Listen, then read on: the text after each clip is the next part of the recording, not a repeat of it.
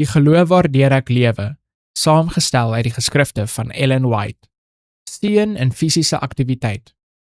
Toe die Here God die mens geneem en hom in die tuin van Eden gestel om dit te bewerk en te bewaak. Genesis hoofstuk 2 vers 15.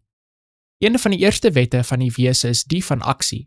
Elke orgaan van die liggaam het sy vasgestelde werk, waarvan die krag afhang van die ontwikkeling daarvan. Die normale werking van al die organe gee krag en lewe. Onaktiwiteit bring verval en dood.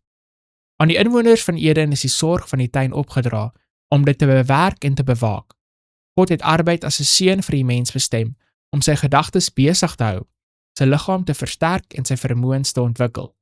In geestelike en fisiese aktiwiteit het Adam een van die hoogste plesiere van sy heilige bestaan gevind.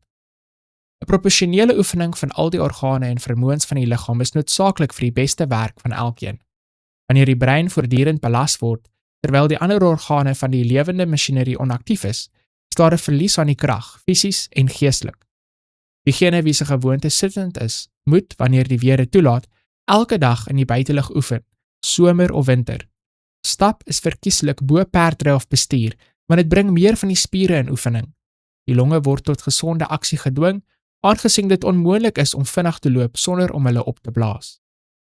Volle, diep inasem van suiwer lug, wat die longe met suurstof vul, suiwer die bloed.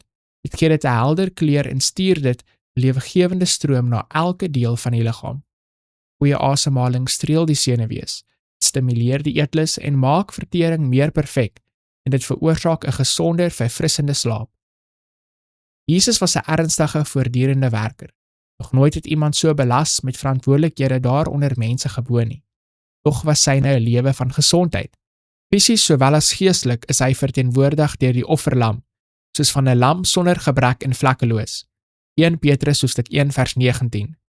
In liggaam sowel as in siel was hy 'n voorbeeld van wat God die hele mensdom bedoel het om te wees, deur gehoorsaamheid aan sy wette.